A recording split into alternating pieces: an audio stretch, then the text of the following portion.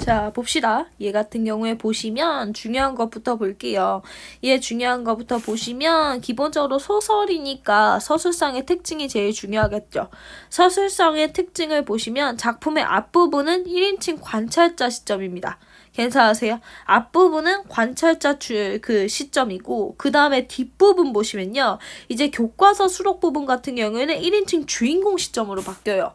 이게 무슨 문제냐. 1인칭 주인공 시점 같은 경우에는 특징이 뭐예요? 네, 주관적이죠. 그리고 무슨 말이 나와요? 나라는 말이 나오고 예, 그렇기 때문에 이 특징들만 알고 계시면 돼요. 그리고 1인칭 관찰자 시점은 기본적으로 객관적이고 똑같이 나라는 말이 나온다라는 특징이 있죠. 이해되십니까? 자, 그래서 한번 볼 건데 볼 때 일단 개념부터 한번 볼게요. 자, 보셨을 때 성격은 일단은 생태적이래요. 왜 생태적이라는 말이 뭐냐면 이거 주제가 도시에 대해서 황폐함을 비판하거든요. 그러니까 이 작가는 자연을 굉장히 좋아하는 작가이기 때문에 생태적인 작가라고 볼 수 있고요. 그리고 자연을 소망하는 사람이라는 것도 알고 계시면 됩니다. 이해되세요? 그렇게 해서 그것만 가지고 보신 다음에 그 다음에 다시 개념지 한번 볼게요. 자, 그래서 보겠습니다. 도시에 사는 아내와 남편은 점점 서로 소통하지 못한다. 바닷가 빈촌에서 성장한 아내는 도시 생활에 적응하지 못하고 도시에 성장한 남편은 그런 아내를 이해하지 못하게 된다 라고 얘기했으니까 여기에서 지금 도시와 농촌 간의 소통이 불편하다라는 게 나오고 있죠. 그 소리는 뭐예요? 남편과 아내가 소통을 못하는데 그 이유가 뭐예요? 아내는 농촌에 살았고 남편은 어디 살았어요? 도시에 살았죠. 그쵸? 그렇다 보니까 도시와 농촌의 이러한 이분법적인 사고가 가족 간의 소통에도 문제를 일으킨다라고 해서 비판하는 거예요. 그러니까 다시 한번 얘기하지만 이 글의 작가는 뭘 좋아해요? 자연을 좋아하고 뭘 싫어해요? 도시를 별로 안 좋아한다라는 걸 알고 계시면 되겠죠. 결국 자유를 꿈꾸던 아내는 마침내 침묵한다. 그러던 중 아내에게 연두색 피멍이 생기고 그것은 점점 커져 그녀의 온몸에 펴진다 라고 얘기했으니까 지금 보세요. 아내가 도시 생활에 대해서 적응을 하지 못했죠. 근데 그런 아내가 피멍이 들었어요. 그쵸? 그 소리는 뭡니까? 아내가 도시 생활에서 내적인 폭력을 겪고 있다라는 거고 내적인 폭력이라는 건 뭐예요? 도시가 그만큼 삭막하다라고 해서 다시 한번 도시를 비판하는 거죠. 그걸 통해서 현대인이 어떻다는 거야? 현대인의 모습도 역시나 그렇다는 거예요. 뭡니까? 현대인 역시도 도시에 거주하면서 내적인 상처를 입는다라는 거죠. 이 내적인 상처라는 게 뭐야? 도시화랑 산업화가 가지고 오는 인간의 황폐함 그리고 피폐함 이런 얘기를 하시는 거죠. 이해되십니까? 그러니까 다시 한번 작가는 도시를 좋아하지 않아요. 괜찮으시죠? 됐습니다. 음식도 먹지 않고 베란다에서 햇볕을 쬐는 것만 좋아하던 아내는 점점 나무로 변해간다 라고 얘기했으니까 이게 지금 비현실적인 사건이죠. 그래서 환상적인 분위기라고 볼 수 있습니다. 이 소설의 특징은 생태적이고 환상적이라는 겁니다. 이해되시죠? 출장에서 돌아온 남편은 그런 아내의 모습에 처음엔 놀라지만 그녀를 정성껏 돌본다. 말하는 것이 어려워진 아내는 어머니를 향해 마음속으로 편지를 쓴다. 라고 얘기를 했고요. 그렇기 때문에 지금 뭡니까? 원래는 관찰자 시점이었다가 아내가 이제 자기 얘기를 독백, 그러니까 뭐예요? 대화가 아니라 스스로의 생각을 제시해요. 그렇기 때문에 시점이 뭘로 바뀌는 거예요? 1인칭 관찰자 시점에서 주인공 시점으로 바뀌는 겁니다. 그래서 여기서 주인공은 누구예요? 아내죠. 아내가 누구한테 글을 쓰는 거예요? 어머니한테 글을 쓰는 거죠. 이해되십니까? 어머니. 그럴 때 여기서 어머니는 단순히 아내의 어머니일 수도 있지만 우리가 지금 여기서 뭘 좋아하죠? 자연을 좋아하죠. 근데 보통 그거 아세요? 사실은 대지는 남신이 그걸 상징하지 않아요. 대지는 대지는 보통 여신이에요. 그리스 로마 신화나 아니면 이집트 신화 아니면 독일의 신화들 같은 거 보시면요. 다 땅의 신은 여신이에요. 가이아라고 얘기하거든요. 그 소리는 뭐냐면 땅의 기반은 여성이란 얘기를 제가 빼앗긴 들에서도 했었죠. 그래서 어머니는 무엇을 상징한다? 생명의 근원을 상징한다라는 겁니다. 이해되세요? 그리고 이 어머니는 이 여자가 지금 도시에 와서 되게 고통받고 있잖아요. 그것을 위로해 줄 수 있는 존재이기도 해요.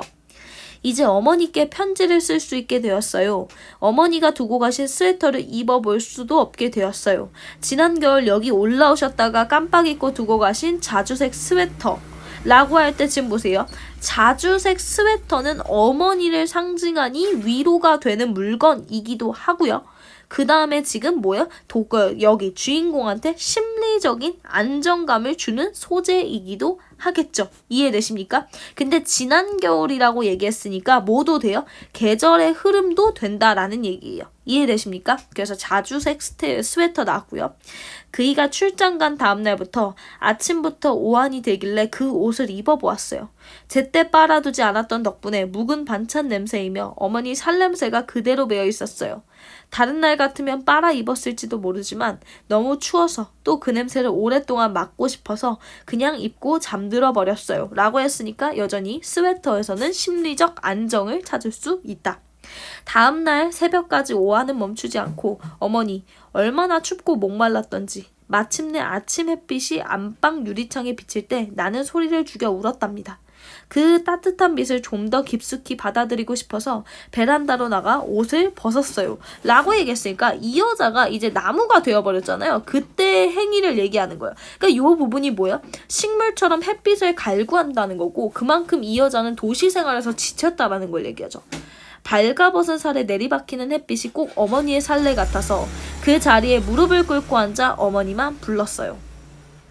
얼마의 시간이 지났을까요? 며칠일까? 몇 주일까? 아니면 몇 달일까요? 제법 대기가 뜨거워지나 싶더니 어느새 열기가 가시고 그 뒤로 조금씩 쌀쌀해지는 것을 느낄 수 있었을 뿐이에요. 라고 얘기했으니까 이 사람은 지금 시간의 흐름은 못 느끼고 있고요. 그리고 계절의 변화는 느끼고 있고 아까 가을이라는 거 알고 계시죠? 스웨터 때문에. 멀리 중랑청 너머 아파트 창문들은 지금쯤 주황빛으로 밝혀졌겠지요. 거기 사는 사람들은 나를 볼 수 있을까요? 간선 도로에서 전조등을 내쏘며 달려가는 차들은 나를 볼 수 있을까요? 나는 지금 어떻게 생겼을까요? 라고 얘기를 하고 있고요. 지금 여기 보시면요. 여기 지금 편지 부분이죠. 편지 부분인데 이거를 편지를 직접 쓴 게 아니라 이 나가 나무가 되었잖아요. 그러니까 이게 머릿속으로 쓴 거다. 그러니까 이게 지금 뭐예요? 이 편지는 이 글쓴이, 그러니까 글쓴이라는 게 이 아내라는 인물이 머리로 생각하는 내용이라는 거 알고 계시면 돼요. 그이는 무척 친절해졌답니다. 커다란 화분을 구해와서 거기에 나를 심어주었어요. 일요일이면 오전 내내 베란다 문턱에 걸터앉아 진딧물도 잡아줘요. 내가 수돗물을 싫어한다는 것을 기억하고는 그렇게 피곤해야만 하던 사람이 아침마다 물통 가득 뒷산 약수를 길어와서 내 다리에 부어준답니다. 얼마 전에는 기름진 새 흙을 한아름 쌓아서 갈아주었어요. 비가 내린 다음날 오랜만에 식물에 끓여 도시의 공기가 깨끗해진 새벽녘이면 창문과 현관문을 활짝 열어 공기를 바꾸어 준답니다. 했으니까 지금 뭡니까? 아내를 잘 보살피고 있는 거고요. 이상하지요 어머니. 보는 것, 듣는 것, 냄새 맡고 맛보는 것이 없어도 모든 것이 더욱 생생하게 느껴져요. 간선도로를 거칠게 미끄러져가는 차들의 질주를, 그이가 현관문을 열고 나에게로 다가오는 발소리의 미세한 울림을, 비 내리기 전이면 비옥한 꿈에 젖어있던 대기를, 안개를 품은 새벽 하늘의 희뿌연 빛을 나는 느껴요. 라고 얘기했으니까 여기서 뭡니까? 열거법 나와 있고요. 이해되세요? 여기는 뭐야? 유사한 통사구조? 반복일 수도 있겠네요. 이해되십니까? 가깝고 먼 곳에서 싹이 돋고 잎이 피는 것. 애벌레들이 알을 깨고 나오고 개들과 고양이들이 새끼를 낳고 옆동 노인이 맥박이 멈출 듯 멈추지 않고 윗집 주방의 냄비가 시금치가 데쳐지고 아랫집 전축 위에 놓인 항아리 가득 허리 잘린 국화다발이 꽂히는 것을 나는 느껴요. 밤이나 낮이나 별들은 유연한 포물선을 그리고 해가 뜰 때마다 간선 도르면 플라타너스의 몸들은 간절히 그쪽으로 기울어집니다. 내 몸도 따라서 그쪽으로 활짝 펼쳐져요. 라고 얘기했으니까 지금 이 사람은 점점 식물이 돼가면서 식물로서 느낄 수 있는 것들을 얘기하고 있고요. 이해할 수 있으세요? 이제 곧 생각할 수도 없게 되리라는 걸 알지만요. 나는 괜찮아요. 그러니까 이 여자는 자기가 점점 나무가 돼가고 있잖아. 그러니까 언젠가는 인간처럼 왜냐면 보세요. 생각이라는 건 누가 하는 거예요? 인간의 능력이에요. 그러니까 이것도 언젠가 어떻게 되겠어? 사라질 것이라는 거죠. 왜요? 나무가 돼가고 있으니까. 그래서 이 여자는 지금 뭘 못해요? 보는 것, 듣는 것, 냄새 맡고 맛보는 것을 못하고 있거든요. 이해되세요? 괜찮아요? 이제 언젠가 이 여자는 생각도 못하겠죠. 나는 괜찮아요. 오래전부터 이렇게 바람과 햇빛과 물만으로 살 수 있게 되기를 꿈꿔왔어요. 하니까 이 여자는 이거에 대해서 슬퍼한다라는 말 나오면 오답이죠. 왜요? 이 여자는 이걸 바래왔고 지금 굉장히 만족하고 있다라는 사실을 알 수 있을 거고요. 어렸을 때 생각이 나요 라고 얘기했으니까 여기 부분부터가 뭐예요? 과거 회상 부분이겠죠. 이해되십니까? 그래서 여기 과거 회상이라는 거 알아두시면 되고요. 부엌으로 달려가 어머니 치마에 얼굴을 묻으면 그 만난 냄새 라고 얘기했으니까 여기 후각적인 이미지, 감각적 이미지 중에서 후각이라는 거 알고 계시겠죠? 내 손에는 언제나 흙이 묻어 있었지요. 흙 묻은 손으로 어머니 치맛자락을 더럽히곤 했어요. 몇 살 때였을까요? 보슬비가 뿌리던 봄날 아버지가 모는 경운기에 실려 바닷가를 따라 달렸던 기억이 나요. 그때 나를 향해 웃어주시던 우비차림의 어른들, 젖은 머리카락이 이마에 찰싹 붙어서는 깡충깡충 뛰며 손 흔들며 내던 아이들의 얼굴이 팔랑개비처럼 맴돌아요. 어머니한테 세상은 그 바닷가 빈촌이셨지요. 그곳에서 태어나 그곳에서 자라셨지요. 그곳에서 아이를 낳고 그곳에서 일하고 그곳에서 늙어오셨어요. 언젠가 그곳에 선산기슭의 아버지와 나란히 누우실 거예요. 라고 해서 지금까지 과거 회상 부분이 나오고 있고요. 어머니처럼 될까봐 나는 멀리 여기까지 떠나왔어요. 라고 얘기했으니까 사실은 글쓴이가 처음부터 그 농촌의 생활, 그러니까 그 시골의 생활을 좋아한 건 아니에요. 이 여자도 옛날에는 어머니처럼 될까봐 떠나왔다라는 부분은 뭐예요? 옛날에 젊은 시절에 이 여자는 도시의 삶을 좋아했어요. 그쵸? 17살 때였지요. 무작정 집에 나와 한 달이 넘게 헤매 다녔던 부산, 대구, 강릉의 도시들을 잊을 수 없어요. 일식당에 나이를 속여 일을 하고 저녁이면 독서실에서 새우잠을 자면서도 나는 그곳이 좋았어요. 시가지 휘황한 불빛, 시가지 화려한 사람들이 좋았어요. 했으니까 이 사람은 젊었을 때 도시를 굉장히 좋아했죠. 도시를 동경했던 사람이에요. 어머니, 낯선 사람들로 가득한 이 거리를 늙고 망가진 얼굴로 떠돌게 될 줄 그때는 몰랐어요. 지금 여기서 보면 아시겠지만 뭐예요? 이 사람은 드디어 도시 생활에 대해서 후회하고 있죠. 후회하고 있습니다. 맞죠? 고향에서도 불행했고 고향이 아닌 곳에서도 불행했다면 나는 어디로 가야 했을까요? 라고 얘기했으니까 이 여자는 지금 뭡니까? 삶의 방향성을 상실했다는 게 옛날엔 도시를 좋아했고 그 다음에 그러니까 옛날에는 도시를 좋아했다는 얘기가 시골이 싫었고 이제는 도시도 싫어. 그러면 나는 두 곳 모두 싫어진 사람이 되잖아요. 그렇기 때문에 뭡니까? 이 사람은 어디로 내가 가야 할지를 모르고 있다는 거죠. 나는 한 번도 행복했던 적이 없었어요. 어떤 끈질긴 혼령이 내 목을, 팔다리를 옥죄며 따라다녔을까요? 아프면 울고 꼬집히면 소리치는 어린아이처럼 나는 언제나 달아나고만 싶었어요. 울부짖고 싶었어요. 무엇이 나를 그토록 괴롭혀서 무엇으로부터 달아나겠다고 나는 지구 반대편까지 가려고 했을까요? 왜 가지 못했을까요? 바보처럼. 왜 훌훌 떠나 이 지긋지긋한 피를 갈지 못했을까요? 라고 얘기했으니까 여기서 피를 갈지 못했다라는 것 자체가 무엇을 상징하냐면 도시에서 탈출하는 걸 상징하는 거야. 왜냐면 나는 지금 보세요. 이 여자가 나무로 변해서 있는 공간이 어디예요? 도시죠. 그러니까 이 사람 자체가 후회하는 게 뭐야? 나는 왜 빨리 도시를 떠나지 못했을까에 대해서 두려워하는 거예요. 이해되십니까? 그 소린 뭡니까? 사람들이 불행한 삶을 사는 사람들이 현대인 중에 있을 거 아니에요. 그러니까 작가가 얘기하는 거야. 불행한 삶을 극복하기 위해서는 변화가 확실하게 필요하다는 얘기를 하는 거예요. 이해되세요? 왜? 이 여자 후회했잖아. 시골이 싫었고 그 다음에 도시가 싫었으면 나갔어야죠. 외국으로 나갔어야죠. 외국으로 나가지 못했고 그 소린 뭐야? 피를 갈지 못했고 그래서 이 사람은 불행하잖아요. 그러니까 불행하지 않으려면 완벽한 변화가 필요하다는 거죠. 내 내장 속에선 아무런 소리도 들리지 않는다고 말했어요. 먼 바람 소리 같은 것만 쏴 메아리 친다고 했어요. 손가락 끝으로 청진기를 두들기며 그 소리 뭐냐면 이 여자가 의사한테 들었던 말을 얘기하는 거예요. 그 의사가 중얼거리는 걸 들었어요. 청진기를 탁자에 내려놓는 의사는 초음파 검사기의 흑백 모니터를 틀었어요. 누워있는 내 배에 희고 차가운 유액을 바르고는 막대기처럼 생긴 차가운 기구로 명치에서 아랫배까지 살갗을 차근차근 문질러 내려갔어요. 그것을 통해서 내장들의 모습이 모니터에 나타나는 모양이었어요. 노말인데라는 게 뭐냐면 normal, 아무렇지 않다, 괜찮다 라는 뜻인데 이 늙은 의사가 되게 뭐라 그래야 되지? 별로 진찰을 꼼꼼하게 안 해줘요. 기계적인 진단만을 내리는 사람이거든요. 그렇기 때문에 이 사람 지금 계속해서 정상이라고 이제 얘기할 거거든요. 그 부분이 뭐냐면 이 아내가 정신적으로 아프잖아요. 그러니까 육체적으로 아픈 게 아니라 도시에서 지금 황폐해지고 피폐해진 거잖아요.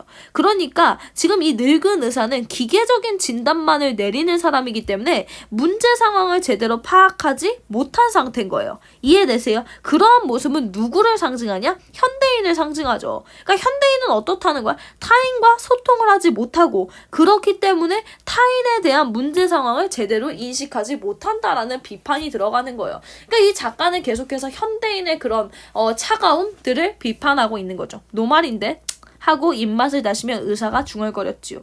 지금 보이는 게 위장인데 아무 이상 없어요. 모든 것이 노말이라고 그분은 말했어요. 위, 간, 자궁, 콩팥이 모두 정상인데. 그것들은 모두 서서히 사라지고 있는 것을 그는 왜 보지 못했을까요? 왜 그랬겠어요? 기계적인 진단만 하시는 분이니까, 소통이 없는 분이니까. 휴지를 몇 장 뽑아 유액을 대충 닦아주더니 일어서려고 하는 나에게 다시 누워보라고 하고는 별반 아프지 않은 배의 이곳저곳을 꾹꾹 누르기만 했어요. 아파? 하고 대뜸 반말로 묻는 그의 안경 쓴 얼굴을 쏘아보며 나는 연신 고개를 흔들었어요. 여기도 괜찮고 여기도 안 아프고 안 아파요.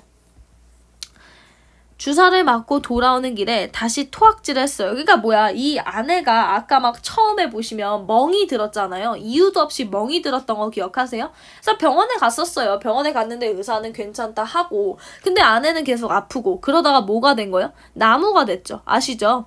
지하철 구내의 차가운 타일벽에 등을 대고 쪼그리고 앉았어요. 통증이 멈추기를 기다리며 숫자를 세었어요. 마음을 편하게 가지라고 그 의사가 말했거든요.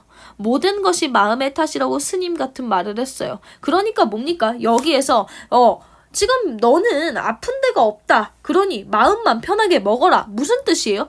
문제의 원인이 환자한테 있다고 판단하는 거고 되게 뭐예요? 기계적인 진단을 내려준 거죠. 다시 한번. 마음을 편하게, 마음을 평화롭게. 하나, 둘, 셋, 넷. 토하고 싶을 때는 숫자를 세면서 한없이 평화롭게 기어이 눈물이 솟구칠 때까지 통증은 멈추지 않고 거푸 위액을 개어낸 뒤 엉덩이를 깔고 주저앉았어요. 흔들리는 지상이 제발 멈추어주기를 기다렸어요. 그것은 얼마나 먼 날의 일이었을까요? 라고 했으니까 지금 뭡니까? 그 뒤에 통증이 일어난 뒤에는 아내가 식물로 변화하겠죠. 어머니 자꾸만 그러니까 지금 보면 아시겠지만요. 여기 지금 어디로 가실 거냐면 여기 부분 있죠. 여기 지금 부분까지는 이 사람이 나무가 된 후예요. 된 후. 그리고 여기는 되기 전 부분인 거예요. 이해되세요? 그러니까 지금 과거가 한번 역순행, 편집 그리니까 그런 건 없지만 과거로 한번 돌아와서 이 여자가 나무가 되기까지의 과정이 나와 있는 거죠. 어머니, 자꾸만 같은 꿈을 꾸어요. 내 키가 미루나무처럼 드높게 자라나는 꿈을요. 라고 얘기했으니까 이 부분은 결국에 이 여자는 왜 나무가 되고 싶냐? 도시가 싫은 거예요. 답답한 사회에서 벗어나고 싶어 하는 거죠. 이해되십니까? 베란다 천장을 뚫고 윗집 베란다를 지나 15층, 16층을 지나 옥상 위까지 콘크리트와 철근을 뚫고 막 뻗어 올라가는 거예요. 그 생장점 끝부분에 애벌레와 같은 꽃이 꼬물꼬물 피어나는 거예요. 터질 듯 팽팽한 물관 가득 맑은 물을 퍼올리며 온 가지를 힘껏 벌리고 가슴으로 하늘을 밀어 올리는 거예요. 그렇게 이 집을 떠나는 거예요. 어머니. 밤마다 그 꿈을 꾸어요. 라고 얘기했으니까 이 꿈이 부정이에요? 긍정이에요? 긍정이죠. 이 사람의 꿈은 뭘 뜻해요? 소망을 상징해요. 어떤 소망이에요? 도시에서 벗어나고 싶다.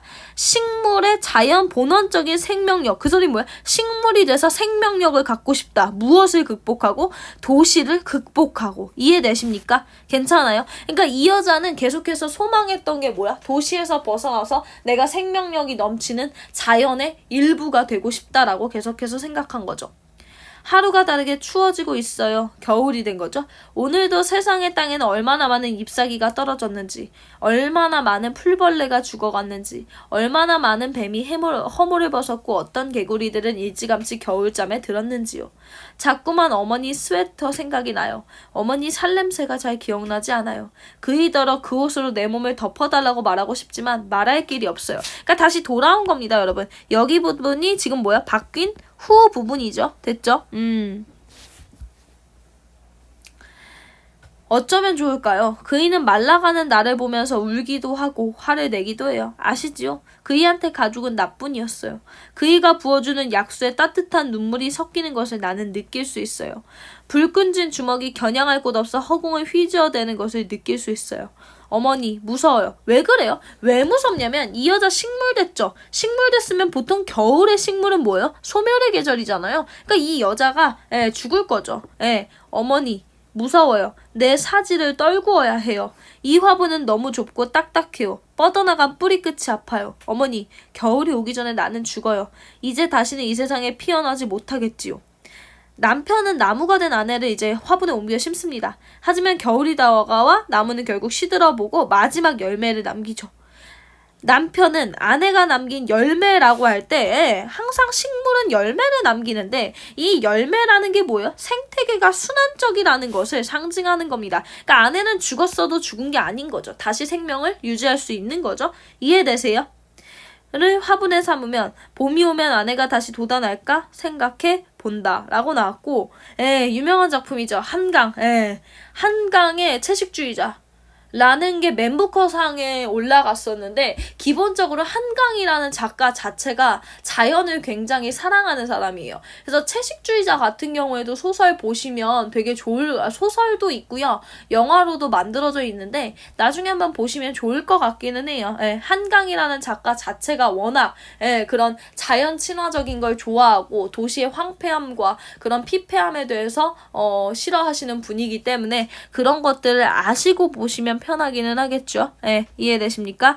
자, 그럴 때 봅시다. 지금 보면 아시겠지만 편지를 쓰는 형식이라는 거 알고 계시겠죠? 그리고 어머니라는 사람이 뭐다? 생명의 근원을 상징한다라는 거 알아두시면 되고요. 그리고 식물로 변해가는 주인공의 상태를 과정적으로 얘기하고 있다. 라는 거 알아주시면 될 것 같고요.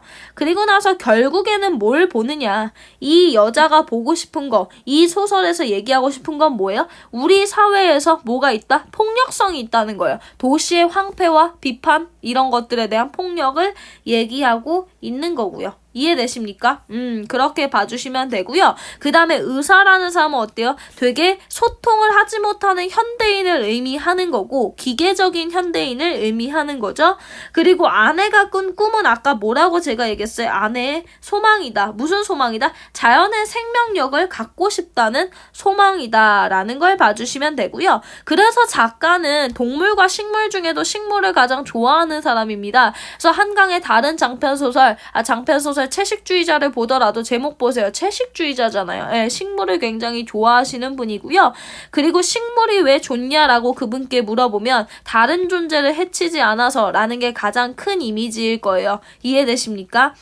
그 소리는 뭡니까? 동물이나 인간은 결국에 도시 문명, 환경 오염, 가족 간의 소통 부재 등을 가지고 있는 동물이고 그렇기 때문에 비판적이라는 거죠. 그거와 반대로 어머니 스웨터는 나라는 인물한테 되게 안정감을 주는 거고요. 열매는 아까 순환적 삶에 대한 이야기다. 근거가 된다라고 했던 것까지 이해되십니까? 이렇게 해서 내 여자의 열매까지 해설 마치겠습니다. 소설이 뭐 그렇게 어렵지는 않은 내용이니까요. 소설 찬찬히 보시고 문제 풀어봅시다. 고생하셨어요.